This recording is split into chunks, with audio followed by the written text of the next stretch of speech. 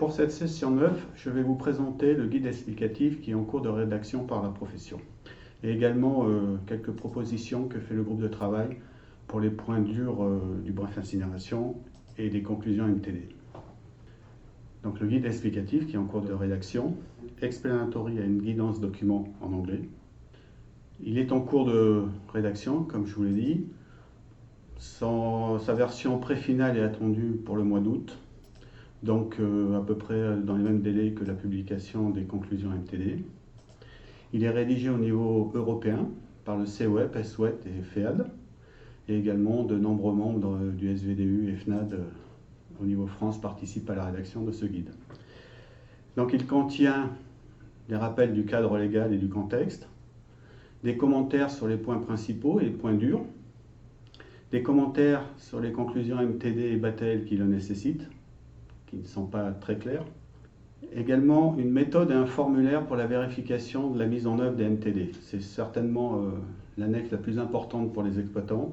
C'est le formulaire, en fait 2 formulaires, un pour l'incinération et un pour les plateformes mâche-fer, qui permettra aux exploitants de faire leur analyse par rapport aux 37 MTD, conclusions MTD, et voir si leur site est conforme ou pas, et si non conforme, qu'est-ce qu'il faudrait faire.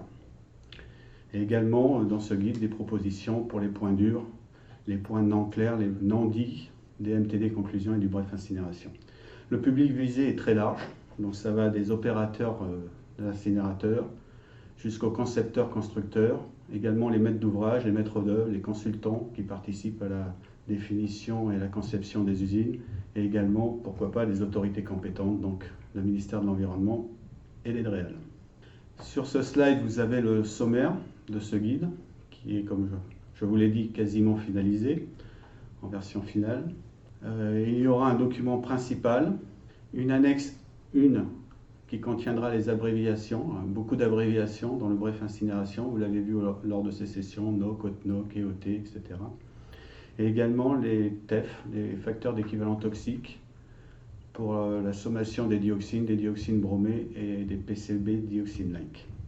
Une annexe 2 qui exposera le problème NOC, OTNOC et OT, avec différentes sous-annexes. Une annexe 3 concernant le monitoring et les incertitudes, que vient de vous exposer longuement Hubert de Chef de Bien dans la précédente session, avec des exemples de CAL 2, l'étude INERIS et la norme sur le traitement des données qui est en cours. Une annexe 4 sur le calcul de l'efficacité énergétique, selon le bref incinération, donc qui n'est pas la formule R1 que nous avons l'habitude d'utiliser en France, PE pour la France. Une annexe 5 qui contiendra des commentaires sur certaines conclusions MTD qui le nécessitent. L'annexe 6 dont je vous ai parlé, donc les 2 formulaires, un pour l'incinération et un pour les plateformes de traitement de mâche-fer, qui permettra de faire l'analyse pour chaque opérateur de son site par rapport à l'ensemble des conclusions MTD qui le concernent. Et enfin, une annexe 7 sur les questions fréquentes qui nous ont été posées tout au long de ces sessions et également lors de la rédaction de ce guide. Alors ici, vous avez ce qu'on peut appeler un arbre de décision.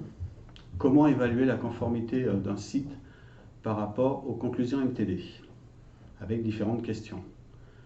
Donc pour chaque conclusion MTD, première question à se poser, est-ce que cette conclusion MTD concerne mon site ou pas?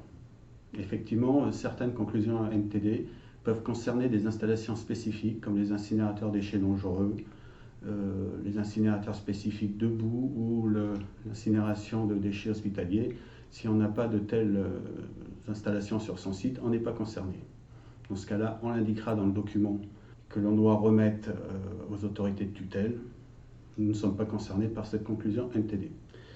Si le site est concerné, deuxième question à se poser, est-ce que ces conclusions MTD sont déjà appliquées sur mon site? Auquel cas, pas de souci, on indiquera qu'on les a appliquées, qu'elles sont déjà appliquées, et donc il n'y a rien de plus à faire. Éventuellement, pour certaines, si c'est nécessaire, on pourra le justifier. Si les conclusions MTD ne sont pas appliquées, vient la question suivante, est-ce que la mise en œuvre des techniques MTD qui sont laissées dans cette conclusion MTD sont applicables à mon site ou pas? Ceci en tenant compte des conditions techniques, économiques et environnementales locales. Oui, elles sont applicables, donc on indiquera dans le document qu'on va les mettre en œuvre prochainement pour indiquer éventuellement le délai, le coût, les impacts environnementaux ou toute indication utile. Elles peuvent être applicables, peut-être ou pas, mais une étude complémentaire est nécessaire pour le définir. Dans ce cas-là, on indiquera qu'on va réaliser cette étude avec les délais. Une fois qu'elle sera réalisée, donc on revient à la question, est-ce qu'elle est applicable ou pas? Est-ce que je peux la mettre en œuvre sur mon site? Et on remettra évidemment cette étude aux autorités de tutelle. Une possibilité également, c'est que des techniques équivalentes, non listées dans la conclusion MTD, peuvent être possiblement mises en œuvre sur le site et que ces techniques permettent de tenir l'objectif de la conclusion MTD. Dans ce cas-là, si on peut les mettre en œuvre sur le site, on expliquera qu'on va mettre en œuvre ces techniques équivalentes et on donnera également les délais, éventuellement les coûts et les impacts environnementaux. On pourra aussi, dans ce cas-là, éventuellement compléter par une étude complémentaire et donner la réponse plus tard. Enfin, dernière solution, ni les techniques qui sont listées dans la conclusion MTD, ni des techniques équivalentes, complémentaires ou similaires ne peuvent être mises en œuvre sur le site. Dans ce cas-là, il faudra le justifier par une étude technico-économique, montrer que cette conclusion MTD n'est pas pertinente pour le site dans les conditions technico-économiques du moment. Si cela amène le site à ne pas pouvoir respecter des plages de Batael, dans ce cas-là, il faudra nécessairement faire une demande de dérogation formelle. Donc il existe des documents de dérogation formelle qui ont été établis par le ministère de l'Environnement. Donc dans ce cas-là, se rapprocher de Vaudréal ou éventuellement des membres de ce groupe de travail qui pourront vous donner ces éléments. Donc voilà pour l'arbre de décision. Alors, l'ensemble du guide qu'on vient voir avec toutes ces annexes est pour l'instant en anglais. Nous allons essayer de traduire au moins le document principal en français, mais néanmoins, déjà 2 annexes principales existent en français. Ce sont les 2 annexes principales qui vont être principalement utilisées pour le dossier de réexamen à remettre sous un an après la publication des conclusions MTD. La première annexe, pas dans l'ordre, mais la plus importante comme je l'ai dit, qui se divise en 2 sous-annexes, 6A et 6B, c'est les formulaires pour analyser la conformité des sites avec les 37 conclusions MTD. Donc ici, vous avez un exemple de la conclusion MTD 11 en anglais, telle qu'elle est aujourd'hui rédigée dans les conclusions MTD qui vont paraître et qui seront traduites prochainement dans toutes les langues de l'Union, donc évidemment en français. Donc c'est une conclusion MTD qui concerne la surveillance des apports de déchets, voilà, telle qu'elle est rédigée. Et voilà, telle qu'elle se présente dans l'annexe 6, le formulaire d'analyse des conclusions MTD. Donc là, vous voyez qu'on a repris les techniques de manière simple. On aura juste à cocher oui, cette technique est présente, non, elle n'est pas présente sur mon site pour chacune des techniques listées. Et la dernière ligne, je suis conforme ou pas à la conclusion MTD, en l'occurrence ici la 11, oui ou non. Si je ne le suis pas, évidemment, il y aura des actions à faire, il faudra les préciser. Si je suis oui, et entre parenthèses, vous voyez, sur la dernière ligne, est indiqué quelles sont les conditions à remplir pour être conforme à la conclusion MTD. Ici, il faut avoir répondu à toutes les techniques oui, sauf si l'ensemble de ces techniques est non applicable, donc la première ligne, si on a coché non applicable, dans ce cas-là, si on n'a pas de déchets ménagers assimilés solides traités sur le site. Le guide, cette annexe est conçu de la même manière pour toutes les 37 conclusions MTD. Certaines conclusions MTD contiennent des plages Batael. Donc il faudra aussi également vérifier non seulement qu'on a les techniques adaptées pour obtenir l'objectif de la conclusion MTD, mais aussi que le site à l'avenir pourra être conforme à ces plages Batael. Donc comment faire? Donc, pour les usines existantes, sachant que, comme cela a été souligné dans de précédentes sessions, on doit respecter les plages Batael en conditions NOC, donc en conditions normales de fonctionnement. C'est ce que demande l'IED. Petit problème, ou gros problème, jusqu'à présent, tous les sites ont suivi les émissions, pour les émissions suivies en continu, avec les analyseurs qui sont encheminés, ont suivi ces émissions sur les périodes EOT, c'est-à-dire dès qu'on introduit les déchets dans le four et tant que les déchets brûlent dans le four, y compris les phases de démarrage-arrêt, y compris éventuellement les éventuels incidents. Donc comment identifier si on sera conforme à l'avenir aux plages Battael en conditions NOC, alors qu'aujourd'hui, on a des mesures et des moyennes journalières en EOT. Donc ici, nous proposons deux solutions. C'est deux solutions qui sont proposées dans le guide.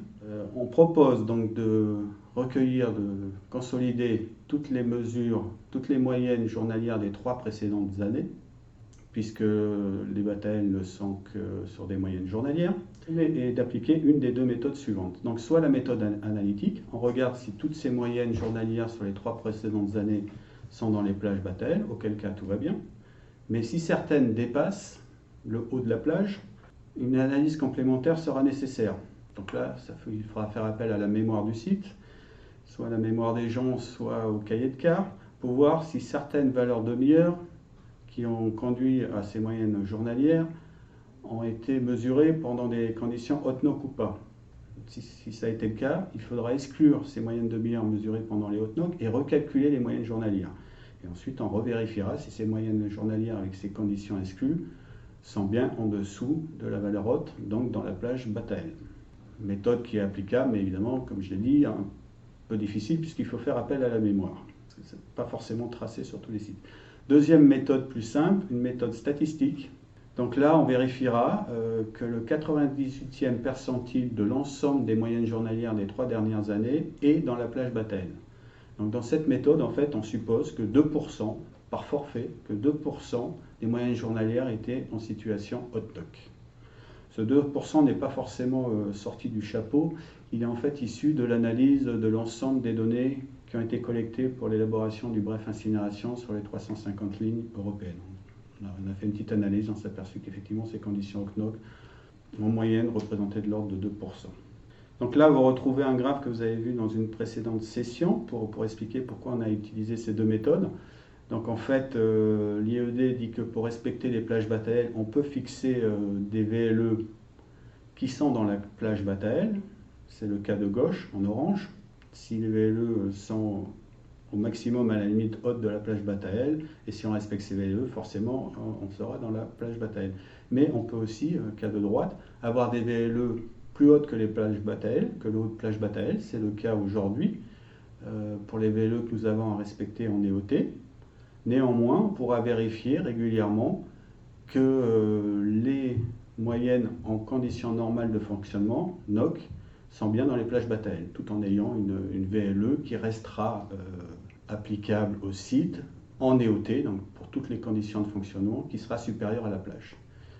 Ici, je voudrais rappeler un point important, c'est que ces VLE qu'on fixera ou qu'on ne fixera pas pour tenir compte des plages Battael ne viendront pas en substitution des VLE que nous avons aujourd'hui et que nous devons respecter en conditions EOT, que ce soit les moyennes demi-heure avec la limite maximum de 60 heures par an de dépassement ou les moyennes journalières. Donc ça ne viendra pas en substitution. Ces VLE et ces conditions de respect continueront, mais en plus nous aurons le respect de ces plages Battael à vérifier en NOC. Donc c'est pas à la place, mais c'est en plus. Donc voilà un petit exemple sur un graphe de la première méthode. Ici, on a mis pour une ligne toutes les moyennes journalières sur une année. Dans ce cas-là, c'est les poussières, donc les moyennes journalières de poussière. On a le haut de plage Battael qui est représenté par une ligne rouge. On voit que certaines mesures, ici on a deux, certaines moyennes journalières, dépassent ce haut de plage, mais on a réussi à identifier qu'ils étaient dans des situations haute NOC. Une c'était pendant une maintenance, l'autre c'était pendant un test. Donc en fait, en excluant ces deux valeurs qui sont en situation haute NOC, on voit que toutes les autres valeurs sont largement en dessous du haut de plage Battael, donc pas de souci, ce site est censé pouvoir respecter la plage Battael.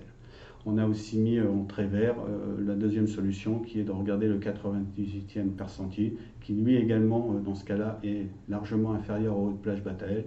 Donc que l'on prenne la solution 1 ou la solution 2 pour vérifier si on respecte les plages Battael. Dans les deux cas, pour cette ligne et pour les poussières, a priori, il n'y aura pas de problème dans le futur pour respecter les plages Battael.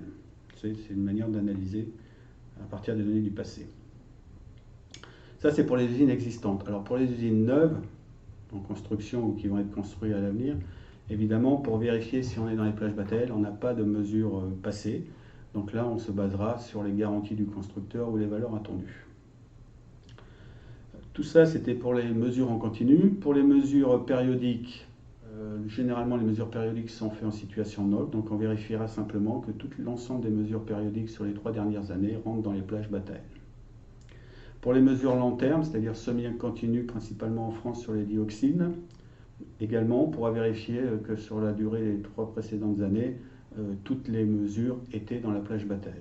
Là, un petit problème ou une petite différence, c'est qu'on a fait des mesures généralement en semi-continu sur les dioxines en EOT et pas uniquement dans les situations NOC.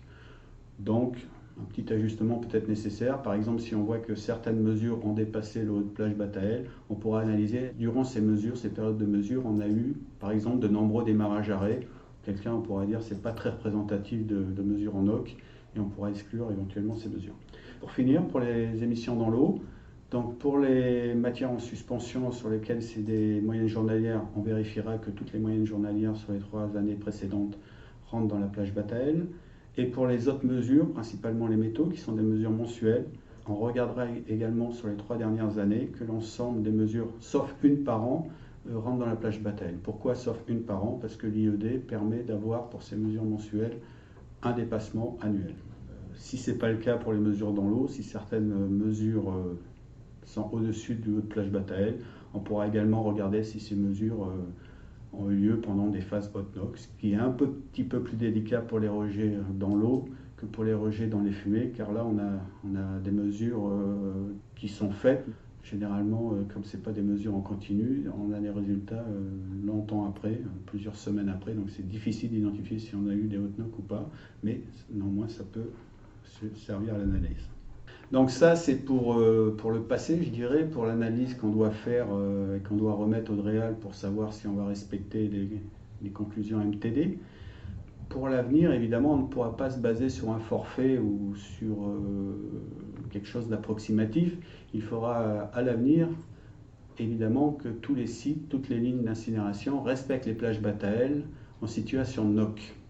Et là, il faudra une vérification réelle. Donc il faudra pouvoir identifier réellement les phases hot NOC. Alors comment faire? Alors ce qu'on peut dire, c'est que les phases hot NOC, généralement, ont lieu soit lors d'un démarrage, soit lors d'un arrêt, soit lors d'un incident, et entraînent généralement un changement des paramètres d'exploitation et donc du contrôle-commande, et souvent un signal d'alarme. Donc l'idée, c'est d'utiliser les signaux du contrôle-commande pour identifier les passages de NOC à hot NOC et inversement.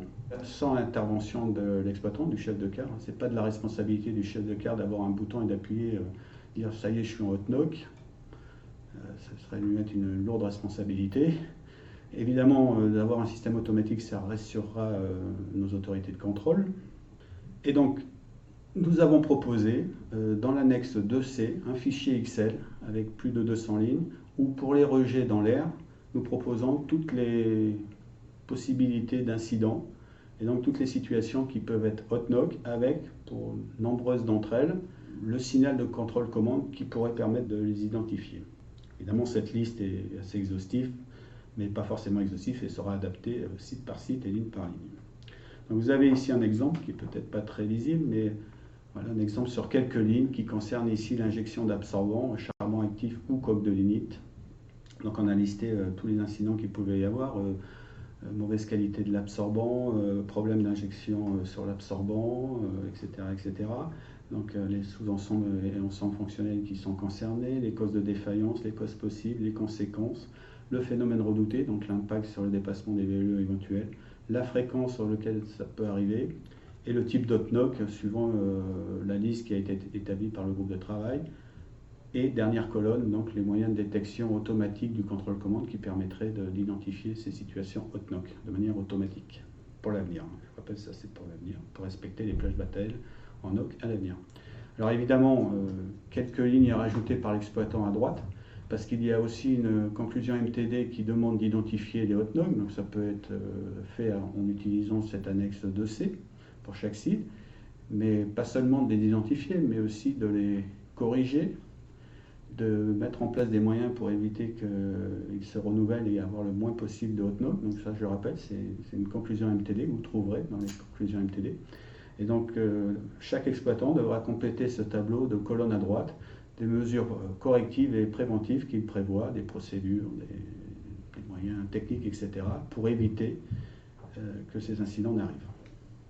Voilà, donc je vais maintenant laisser la parole à Hubert de Chêne-de-Béhain qui va vous présenter le reste des points durs et propositions que fait le groupe de travail pour gérer ces points durs.